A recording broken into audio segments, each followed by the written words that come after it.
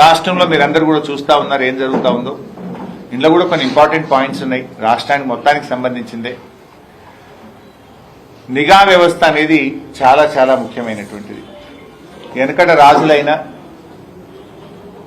మన దేశ ప్రభుత్వమైనా రాష్ట్ర ప్రభుత్వమైనా ఈ దేశం యొక్క అంతర్గత భద్రత, శాంతి భద్రతలు అనేటువంటి దాన్ని అత్యంత ప్రాధాన్యతగా ఏ ప్రభుత్వమైనా కూడా చేస్తుంది.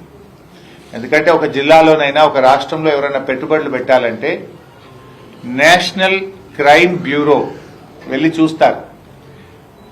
క్రైమ్ రేట్ ఎంతున్నది, క్రైమ్ జరిగితే ఎంతమందిని వీళ్ళు పట్టుకుంటున్నారు, ఎన్ని మర్డర్లు అవుతున్నాయి, ఎన్ని రేప్ కేసులు అవుతున్నాయి, ఈ రాష్ట్రంలో పెట్టుబడులు పెట్టచ్చా పెట్టరాదా అని ఎవరైనా చూసుకొని ఇతర దేశాల వాళ్ళు కానీ ఇతర రాష్ట్రాల వాళ్ళైనా పెట్టుబడి పెట్టేటప్పుడు చూసుకుంటారు. బాధ కలిగే అంశం ఏంటంటే తెలంగాణ ఇప్పుడు ఎల్లో జోన్లకు పోయింది. ఇక కొద్దిగా అయితే రెడ్ జోన్లకు పోయేటట్టుంది. కేసీఆర్ ఉన్న 10 ఏళ్లలో ఎప్పుడు ఎల్లో జోన్కు పోలే పైసా. We are in green zone. KCR గారి 10 ఏళ్లలో తెలంగాణ ఎప్పుడు గ్రీన్ జోన్లోనే ఉన్నది. కానీ రేవంత్ రెడ్డి వచ్చిన ఏడాది కాలంలో ఎల్లో జోన్కు పోయింది. ఇప్పుడు రెడ్కు బార్డర్లు ఉన్నది. 4 రోజులైతే రెడ్ జోన్లో పెట్టేట్టున్నది. దక్షిణ భారతదేశంలో ఎల్లో జోన్లో ఉన్న ఒకే ఒక్క రాష్ట్రం తెలంగాణ రాష్ట్రం. బాంబే తర్వాత బాంబే ఎల్లో జోన్లు ఉన్నది. ఇవాళ తెలంగాణ కూడా ఎల్లో జోన్లకు పోయింది. రాష్ట్రంలో క్రైమ్ రేట్ 23% పెరిగింది. పోయిన సంవత్సరానికంటే తెలంగాణ రాష్ట్రంలో క్రైమ్ రేట్ 23% పెరిగింది. రేప్ కేసులు 29% పెరిగినాయి. దళిత గిరిజనుల మీద రేప్ కేసులు 12% పెరిగినాయి. ఈ రాష్ట్రంలో ఎటుపోతుంది ఈ రాష్ట్రం? పోలీసులు మంచి పోలీసులు, తెలంగాణ పోలీసులు the best police in the country. ఒకప్పుడు గుజరాత్ వాళ్ళు, మహారాష్ట్ర వాళ్ళు తెలంగాణకు వచ్చి నేర్చుకుందరు. క్రైమ్ డిటెక్షన్ రేషియో మీ తెలంగాణలో చాలా బాగుంది, అసలు ఎందుకు ఇంత ఫాస్ట్ గా మీరు దొంగల్ని పట్టుకుంటున్నారు, ఎట్లా పట్టుకుంటున్నారు అని మహారాష్ట్ర, కర్ణాటక, గుజరాత్ లాంటి రాష్ట్రం వాళ్ళు తెలంగాణకు వచ్చి నేర్చుకొని పోయింది. కానీ ఇవాళ ఏమైపోయింది? ఏడాది లోపలనే ఎందుకు ఇంత ఆగమవుతున్నది?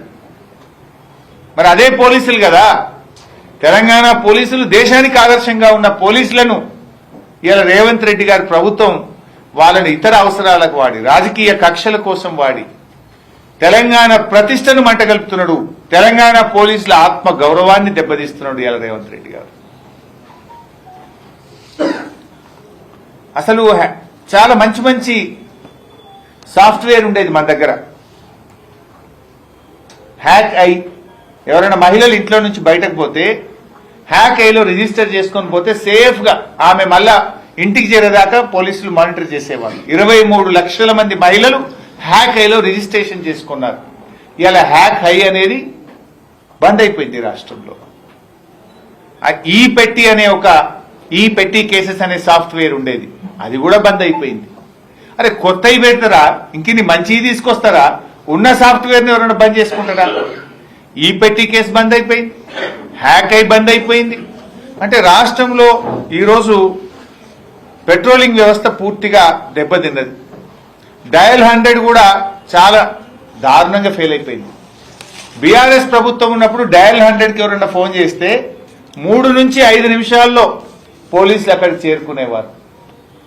ఇవాళ డయల్ 100కి ఎవరైనా ఫోన్ చేస్తే దాదాపు 7-8 నిమిషాలు 10 నిమిషాలు పడుతుంది. మరి అప్పుడు 3 నిమిషాలకు 5 నిమిషాలకు వచ్చింది ఎట్లా? ఇప్పుడు 7 నుంచి 10 నిమిషాలు అయింది ఎట్లా? ఏమైంది? ప్రభుత్వం మారగానే మారుతుందా? అంటే అక్కడ టెక్నాలజీని సరిగా వాడతలేరు, అక్కడ స్టాఫ్ను తగ్గించారు, నిర్లక్ష్యం అవుతా ఉంది. ఆ రింగ్ టోన్ ఏందో పెట్టిన కొత్తగా 40 సెకండ్లు ఆ రింగ్ టోనే నడుస్తుంది. యాక్చువల్లీ డయల్ 100 చేసినప్పుడు ఒక్కొక్క సెకండ్ ముఖ్యం. ఒక్కొక్క 5 సెకండ్లలోనే అక్కడ ప్రాణాలు పోతుంటాయి. 5 సెకండ్లలోనే ఒక ప్రాణాన్ని కాపాడే అవకాశం ఉంటుంది. డయల్ 100 పనితీరు రేవంత్ రెడ్డి ప్రభుత్వంలో దారుణంగా పడిపోయింది. ఆనాడు 3 నుంచి 5 నిమిషాలుంటే మరి ఈరోజు 5 నుంచి 7 నిమిషాలకు వచ్చింది. యాక్చువల్గా కేసీఆర్ గారు 9 సంవత్సరాల తన పాలనలో 15,000కు పైగా ఆధునిక ద్విచక్ర వాహనాల్ని కూడా ఆ రోజు కేసీఆర్ గారు అందించారు. పోలీస్ వాహనాలు కొత్త ఇన్నోవా కార్లు ఇప్పించిండ్రు, నెల పోలీస్ స్టేషన్ అలవెన్స్ ఇచ్చారు, అదేవిధంగా ఎంతో టెక్నాలజీని అందించారు. Police command control room Hyderabad లో కట్టారు. ఇప్పుడు రోజు రేవంత్ రెడ్డి ఆడే కూర్చుంటుండు. కమాండ్ కంట్రోల్ రూమ్ కట్టిండ్రు. అంటే పోలీసుల ఆత్మగౌరవానికి భంగం వాటిల్లకుండా తలెత్తుకొని విధి నిర్వహణలో పోలీసులు ఉండే విధంగా కేసీఆర్ గారు పనిచేసింది. ట్రాఫిక్ పోలీసులకు 30% అధికంగా వేతనాలు కూడా ఇచ్చారు. టెక్నాలజీకి అవసరమైన నిధులు అందించారు. కానీ ఈరోజు చూస్తే చాలా దారుణమైనటువంటి పరిస్థితిని ఇవాళ పోలీసులు ఎదుర్కొంటున్నటువంటి పరిస్థితి కనబడతా ఉంది.